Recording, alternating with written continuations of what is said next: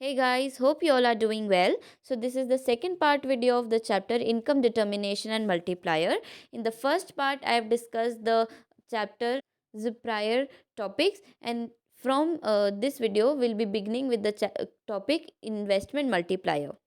So investment multiplier एक ऐसा concept है जिसमें हम ये बात करते हैं कि किस तरह से हमारे इनिशियल इन्वेस्टमेंट से हमारी फाइनल इनकम जो है मैनी टाइम्स इंक्रीज हो जाती है कि right from an initial investment which a person does और which is held in the economy leads to increment in the final income, not once not twice but many times. ठीक है, तो इसी का मतलब होता है इन्वेस्टमेंट मल्टीप्लायर। और यहाँ पर आपका जो मल्टीप्लायर टर्म है वो कहता है कि ratio of increase in the national income due to an increase in the investment.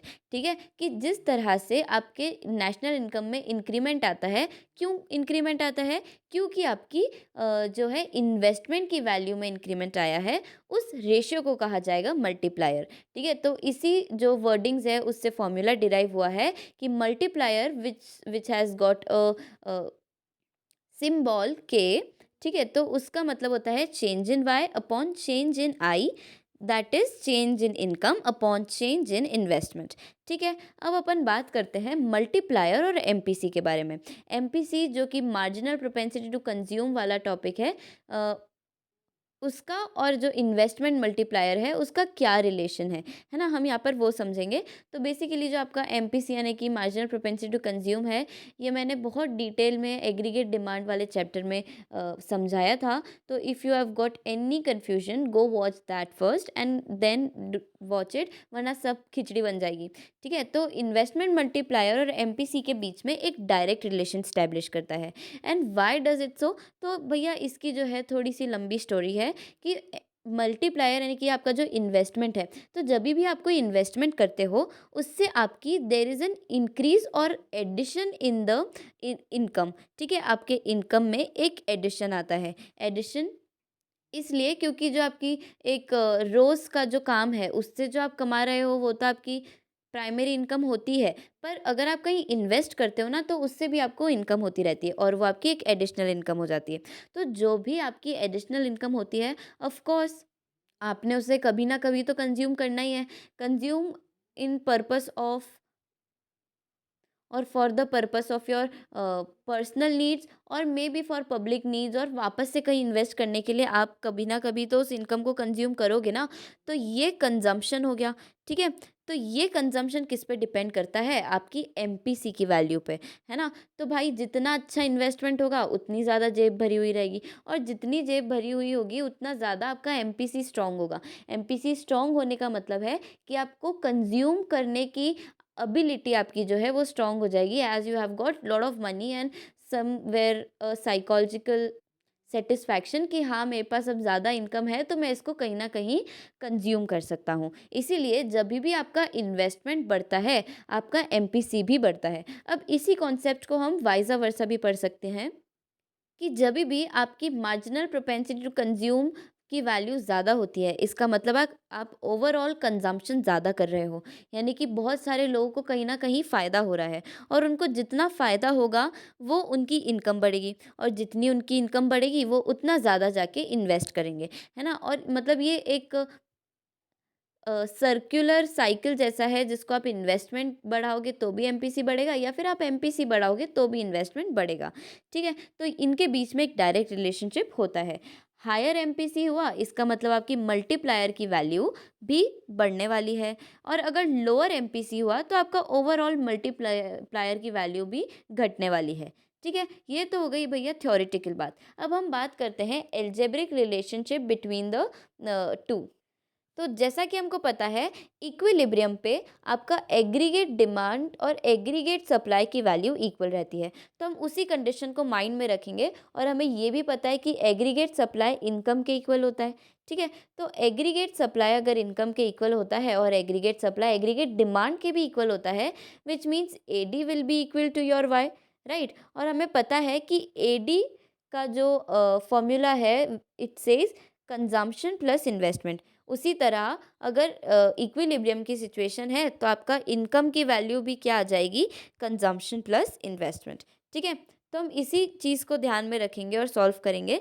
तो अगर आपका चेंज इन वाई होगा तो there be that will be equal to your change in C and change in I. Of course आपका जितना ज़्यादा income में change आया तो उतना ही कहीं ना कहीं कंजम्पशन में भी चेंज आएगा और इन्वेस्टमेंट में भी चेंज आएगा, क्योंकि हम अभी इक्विलिब्रियम की बात कर रहे हैं। तो अगर मैं इस पूरी इक्वेशन को चेंज इन वाई से डिवाइड कर देती हूँ तो finally I am gonna get 1 is equal to MPC plus 1 upon K. Now how this is coming, जैसे कि change in I upon change in Y, तो अभी हमने रिसेंटली कॉन्सेप्ट पढ़ा कि के की वैल्यू तो होती है change in Y upon change in आई।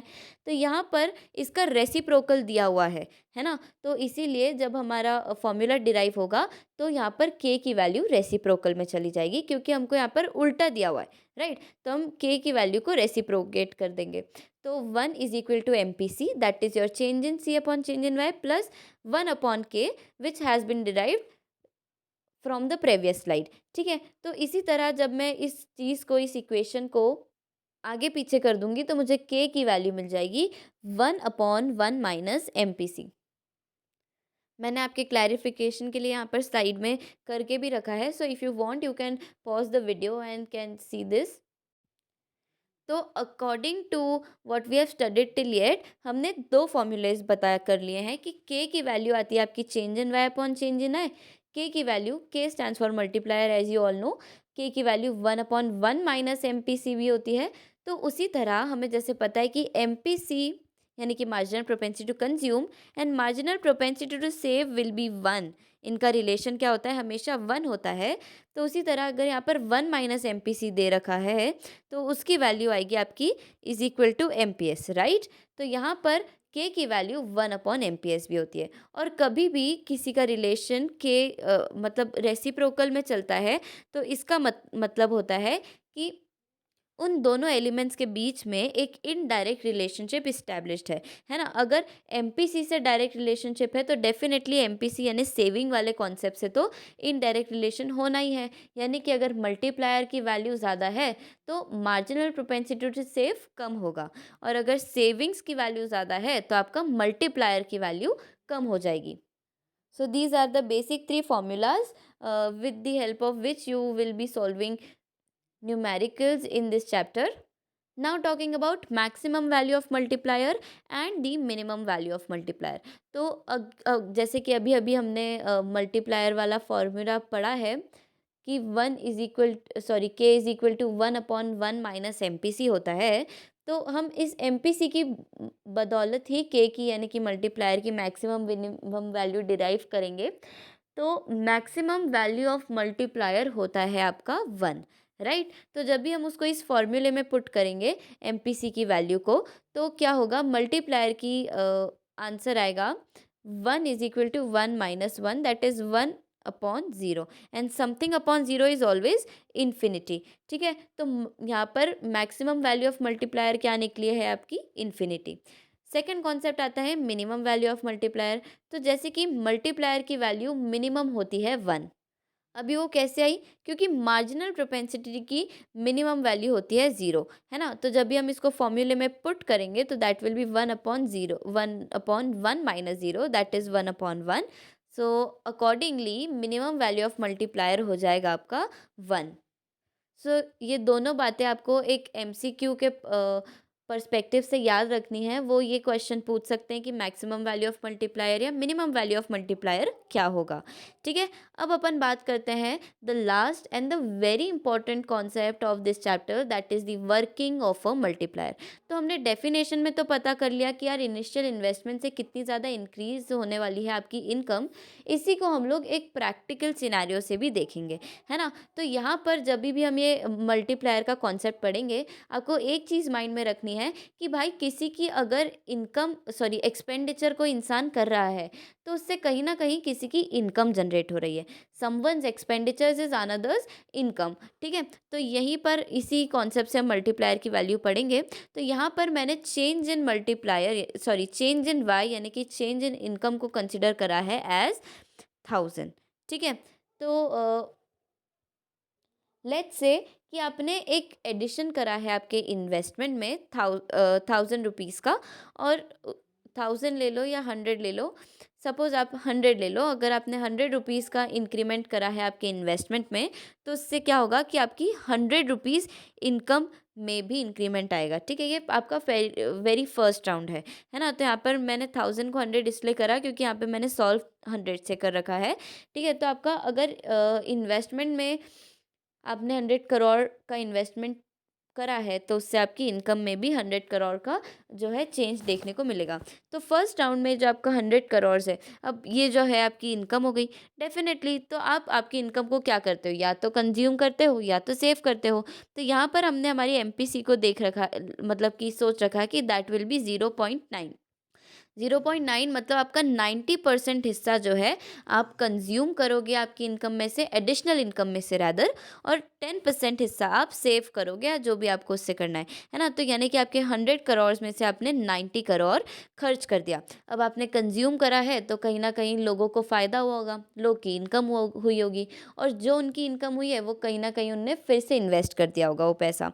ठीक है, अब अकॉर्डिंगली अब हम ये अज्यूम कर रहे हैं कि फिर से आपके जो इकोनॉमी है उसमें 90 करोड़ का इन्वेस्टमेंट हो चुका है। अब उससे फिर से 90 करोड़ की इनकम जनरेट हुई। ठीक है, तो अगेन आपका एमपीसी क्या है, 0.9। तो उससे निकल जाएगा 81 करोड़, मतलब कि कहीं ना कहीं आपने 81 करोड़ का फिर से कंजम्पशन करा, और फिर बाकी का पैसा आपने सेव कर लिया। वो कंजम्पशन फिर से कहीं इन्वेस्ट हुआ और फिर से इनकम जनरेट हुई। तो ये प्रोसेस जो है चलता रहेगा। ठीक है, तो यार यही पता करता है आपका मल्टीप्लायर कि कितना जो है एक इन्वेस्टमेंट से आपको एडिशनल इनकम मिलती जाती है, यानी कि कितने टाइम्स आपको इनकम मिलती जाती है।